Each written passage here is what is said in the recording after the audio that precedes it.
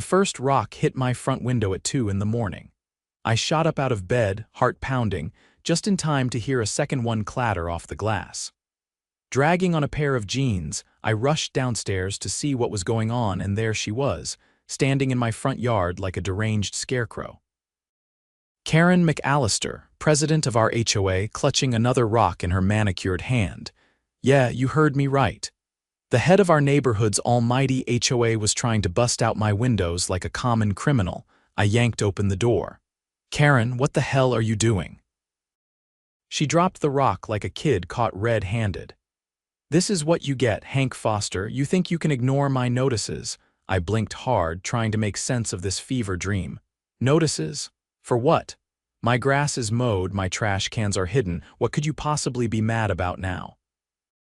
Karen's face twisted into that classic, tight-lipped Karen rage I'd seen too many times at our monthly meetings. The color of your shutters is a violation.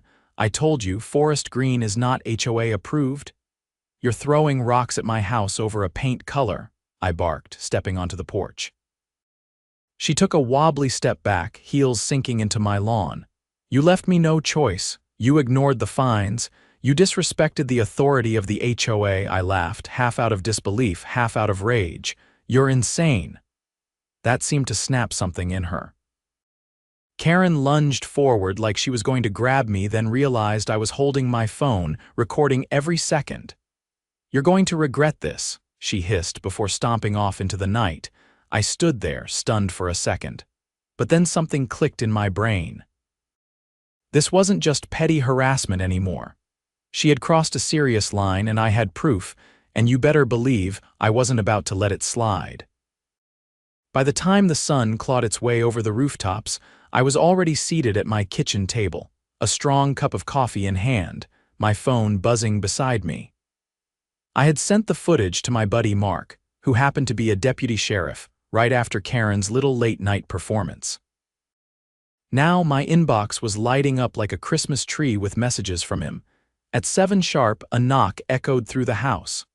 I opened the door to find Mark standing there, his uniform crisp, his expression hard. Hank, he said, stepping in without waiting for an invite. I watched the video. That wasn't just harassment. She committed felony vandalism and attempted breaking and entering. I set my coffee down with a sharp clink. You serious? Dead serious, throwing objects at an occupied dwelling.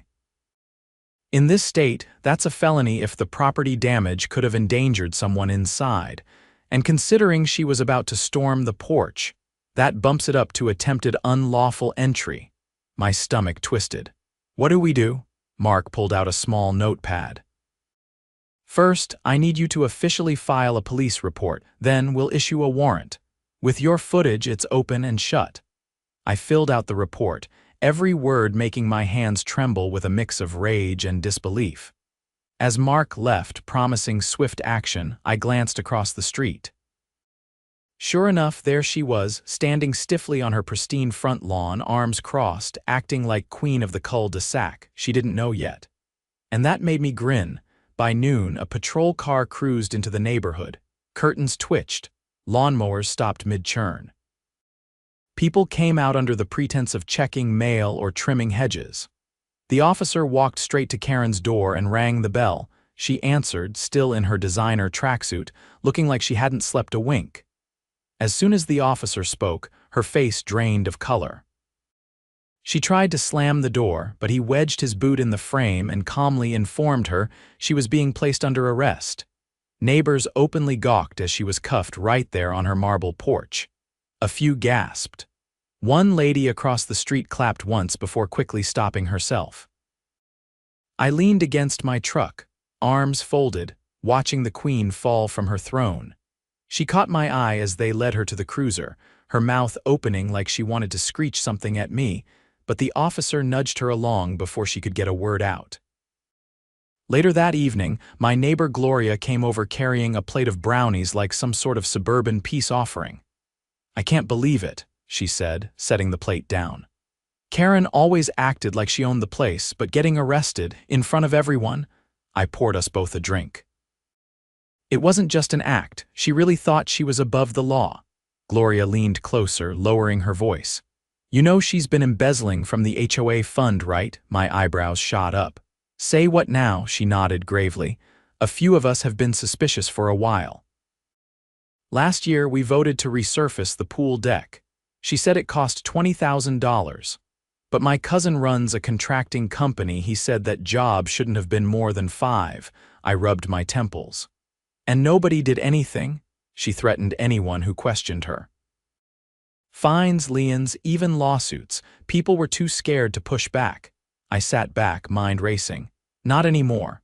Gloria smiled for the first time. Exactly. With the arrest, we can petition for an emergency meeting to remove her and audit the books. The next few days moved like a wildfire. Flyers circulated. Whispers turned into open discussions. I printed out copies of the police report and discreetly handed them to the homeowners who seemed hesitant. Seeing the official document with Karen's full name listed under defendant snapped people out of their fear. At the emergency meeting, the community center was packed, standing room only. People who hadn't attended a single HOA meeting in years showed up, buzzing with pent-up anger. The interim president, an elderly man named Mr. Dalton, called the meeting to order. His voice shook slightly, but there was a fire in his eyes. The first order of business, he said, tapping the gavel, is the immediate removal of Karen McAllister from her position as HOA president due to criminal charges and misconduct. A unanimous vote followed, no hesitation, no abstentions. Then came the audit motion. Gloria presented the evidence. She had gathered photos of the cracked, uneven resurfacing, contractor estimates, copies of financial statements with suspiciously large miscellaneous expenses. As people pored over the documents, a low murmur grew into angry muttering. Karen hadn't just overcharged for the pool. There were phantom landscaping projects, fake maintenance fees, and even a supposed community security system that no one had ever seen installed. Dalton straightened his frail shoulders. We will be contacting the district attorney to press charges for embezzlement, and we will hire an independent firm to audit every transaction from the last 5 years. The room erupted into cheers. The next morning, as I was gathering some tools from my garage, a news van rolled down the street. A reporter hopped out, a microphone in hand, her cameraman lugging gear behind her. "Are you Hank Foster?" she asked breathlessly. "Depends who's asking," I said, wiping my hands on a rag. "I'm with Channel 4. We heard about the arrest and the HOA scandal. Would you be willing to talk?" I gave her a long look. The old Hank might have said no, but after everything? After the rocks, the threats, the years of nonsense? "Yeah," I said. "I got a few things to say." We set up in my driveway. She asked about the incident, the video, the aftermath. I told the truth, plain and simple. How one person tried to turn a neighborhood into her personal kingdom, and how a community took it back. As we wrapped, I noticed more neighbors stepping outside, waving at me, smiling. Some even gave me thumbs up. For the first time since moving into this neighborhood, it felt like a real community and not a kingdom under siege. A few weeks later, Karen's trial date was announced. Felony vandalism, attempted unlawful entry, and pending embezzlement charges. Her lawyer tried to argue mental exhaustion, but the evidence was overwhelming. She pled guilty to the vandalism charge in exchange for a reduced sentence, but still faced a hefty fine and probation. The embezzlement case was ongoing, with the DA determined to make an example out of her. Meanwhile, the HOA underwent massive reforms. Term limits were introduced, financial transparency rules were implemented, and a rotating oversight committee was established so no single person could ever seize control again. One afternoon, as I was installing a new mailbox because, of course, Karen had made mailbox designs, a Battleground 2 Mark cruised by in his squad car and rolled down the window. "You're a legend around here now," he said, grinning. I shrugged. "Just got tired of bullies thinking they could do whatever they want." He tipped an imaginary hat. "Good thing you did, Hank. Good thing you did." And for once, standing there under a clear blue sky in a neighborhood free from tyranny, I believed him. A few days after the news segment aired, I was out back fixing a loose fence post when a black SUV rolled slowly down the street, tinted windows gleaming under the afternoon sun. It didn't belong to anyone I recognized. I wiped my hands on my jeans, watching it inch past like a shark circling prey.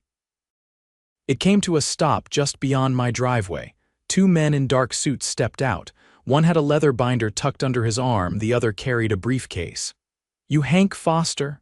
the taller one called out, his voice steady but not unfriendly. "Yeah," I said, setting down my hammer. "Special Agent Walker, FBI. This is Special Agent Ramirez. Mind if we have a word?" Blood rushed in my ears. I forced myself to nod. "Sure, what's this about?" Walker flipped open a badge. "We're here regarding your neighborhood's HOA. Seems your recent incident brought some things to light." I led them into the garage, pulling the door down halfway for some privacy. Ramirez clicked open the briefcase and pulled out a stack of documents, sliding them onto my workbench. "We've been investigating a series of fraudulent HOA organizations across the state," Walker explained. "Turns out Karen McAllister and a few others have ties to a shell company siphoning maintenance funds from multiple communities. Yours included." I stared at the papers. Bank statements, forged invoices, wire transfers to offshore accounts. It was worse than anyone had imagined. "So she wasn't just stealing from us," I said slowly, feeling the weight of it settle in my chest. "She was part of something bigger." "Exactly," Ramirez said, tapping the top page. "And thanks to your footage and the resulting audit, we finally have enough to move forward." I leaned on the bench, trying to process. "What do you need from me?" "We'd like you to testify," Walker said. "You're a key witness. Your video, the police report, and your experience with the HOA's practices will be critical." I didn't hesitate. "I'll do it." They nodded, gathering the documents back into the briefcase. As they left, Ramirez handed me a card. "If anything unusual happens, call us directly, no matter how small it seems." That night, I barely slept. My mind raced with possibilities. Hidden assets, co-conspirators, other neighborhoods still trapped under similar regimes. Somewhere around 4 in the morning, I made a decision. If Karen and her cronies thought they could intimidate people into silence, they were about to learn differently. The next morning, I met with Gloria and a few trusted neighbors at the community center. I laid out everything the agents had told me. Their faces hardened with a resolve I hadn't seen before. "We need to protect ourselves," Gloria said, her voice firm. "If they're desperate, they might try to cover their tracks." "We document everything," I said. "Every meeting, every conversation, every suspicious car that drives by." Tom, the retired firefighter who lived 2 doors down, volunteered to organize nightly neighborhood watches. Mrs. Patel, who ran the local bakery, offered her shop as a safe meeting point if things got hairy. It felt like preparing for battle, but none of us backed down. 3 nights later, it started. First, someone slashed the tires on Gloria's car. Then Tom found deep scratches gouged into his front door. Mrs. Patel's bakery was broken into, though nothing was stolen. Each time we filed police reports. Each time I forwarded the incidents to Agents Walker and Ramirez. Finally, around midnight one evening, my security cameras caught something chilling. A figure in a hoodie creeping along the side of my house, carrying what looked like a gas can. I called it in immediately. Within minutes, cruisers swarmed the street. They caught the guy trying to pry open my back window. It wasn't some random thug. It was Kevin Ross, Karen's lapdog and former HOA treasurer. Under questioning, he cracked like an egg. Admitted he'd been paid to intimidate me into retracting my testimony. The DA hit him with attempted burglary and conspiracy to commit arson charges. It made the evening news again, and this time the story exploded statewide. More agents descended on our little corner of suburbia. Subpoenas flew like confetti. Homes were raided. Bank accounts frozen. Karen's shell company scam unraveled completely. She wasn't just facing vandalism and embezzlement charges anymore. She was now at the center of a federal racketeering investigation, The trial date arrived 6 months later. By then, the community had transformed. The HOA was entirely restructured. An independent financial advisory board managed all funds. Monthly open forums replaced the secretive meetings Karen had relished. Walking into the courthouse, I spotted Gloria, Tom, Mrs. Patel, and a dozen other neighbors gathered together, a silent wall of support. Inside, the courtroom buzzed with tension. Karen sat at the defense table, looking gaunt and haggard.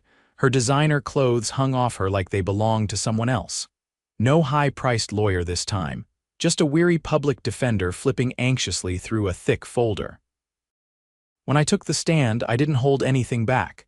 I detailed everything: the harassment, the criminal mismanagement, the intimidation tactics. The jury hung onto every word. Prosecutors piled on evidence after evidence. Financial records, witness testimonies, expert audits. The defense had nothing but flimsy excuses. The most damning moment came when Ramirez played a recorded phone call between Karen and Kevin Ross, where she explicitly ordered him to scare that nosy neighbor into silence. The courtroom went dead quiet when the tape ended.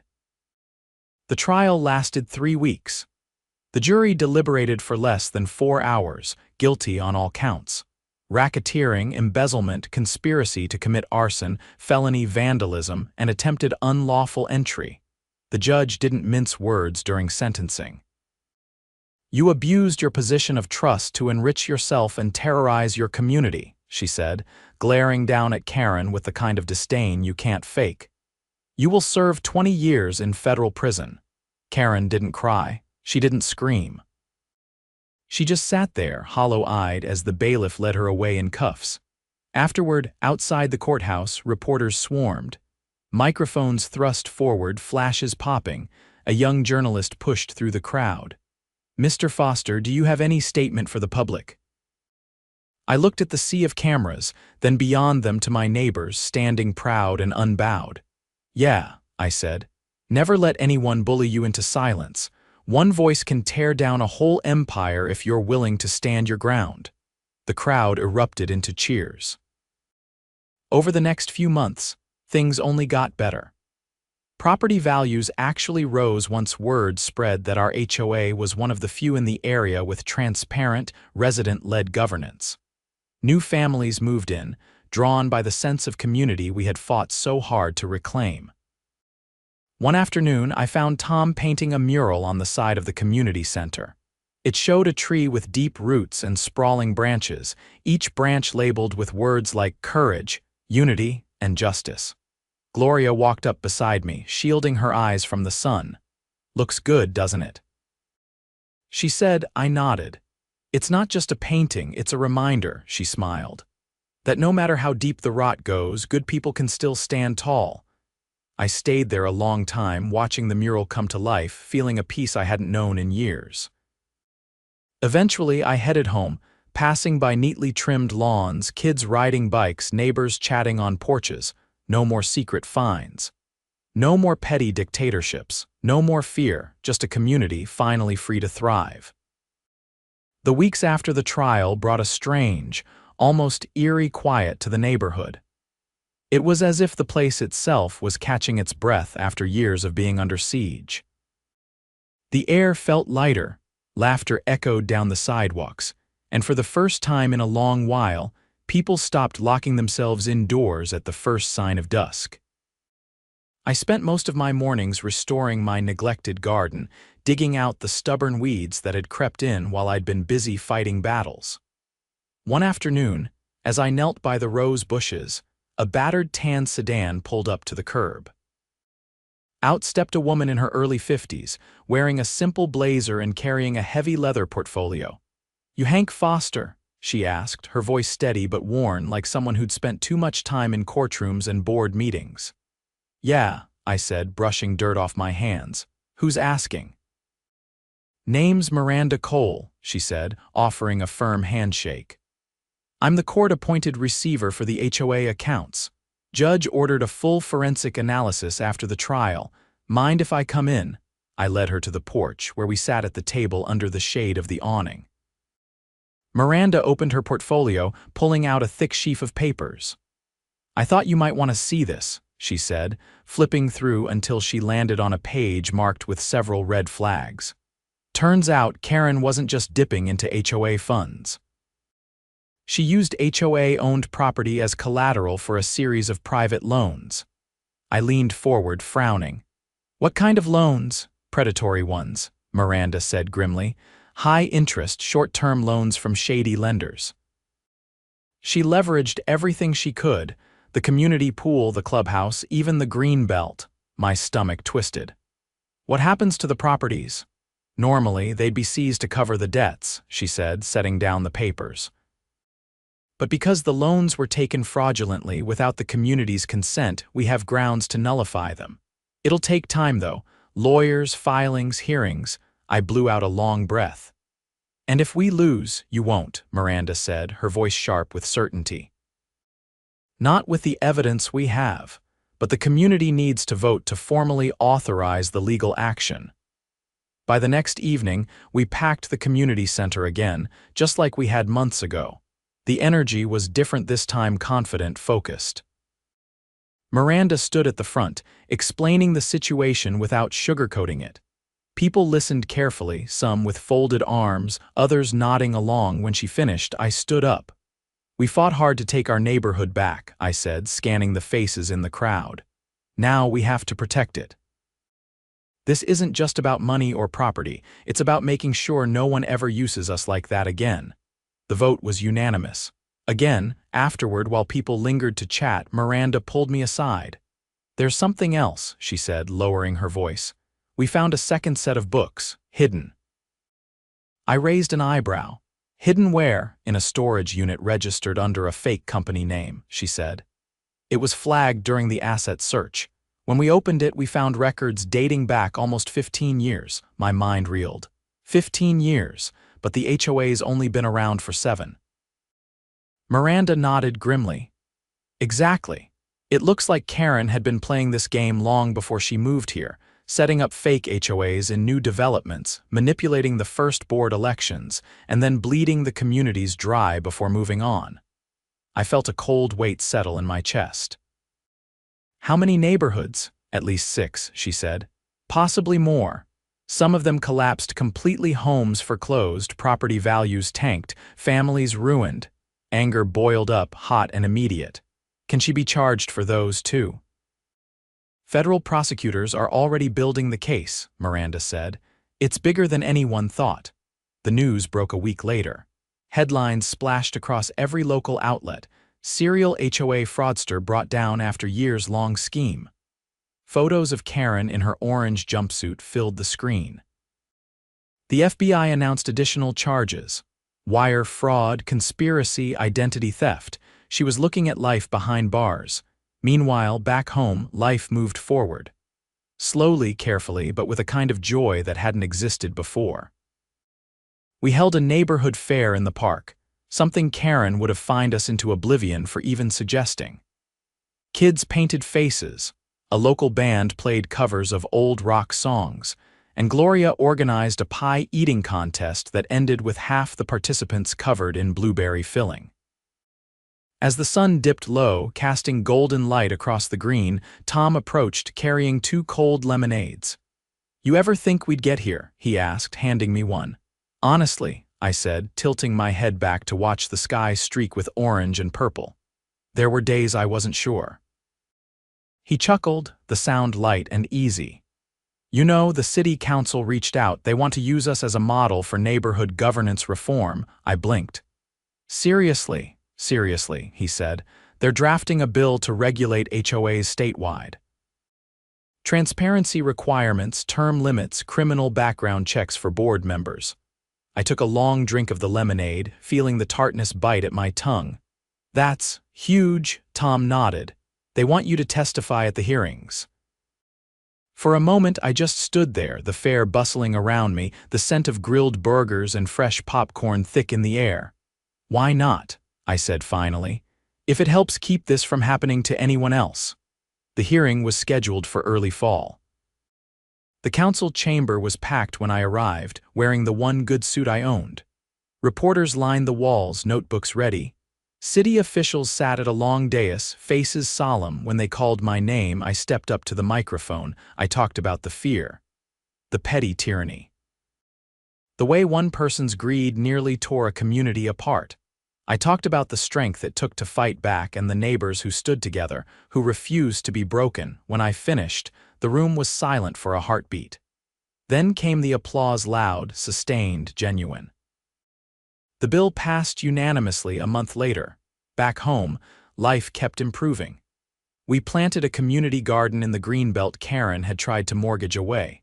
School kids painted murals on the clubhouse walls. Seniors held yoga classes in the park. One evening, as I was locking up my front gate, Gloria waved from across the street. "We're thinking about Christmas lights this year," she called. "Big ones, whole street lit up," I laughed. "Count me in." As I turned toward my house, the porch light flickering warmly, I allowed myself a moment to breathe it all in. The laughter drifting on the breeze. The gentle hum of a neighborhood alive and thriving. No more hidden fines, no more threats, no more living under someone's boot, just home. Real, honest, and ours.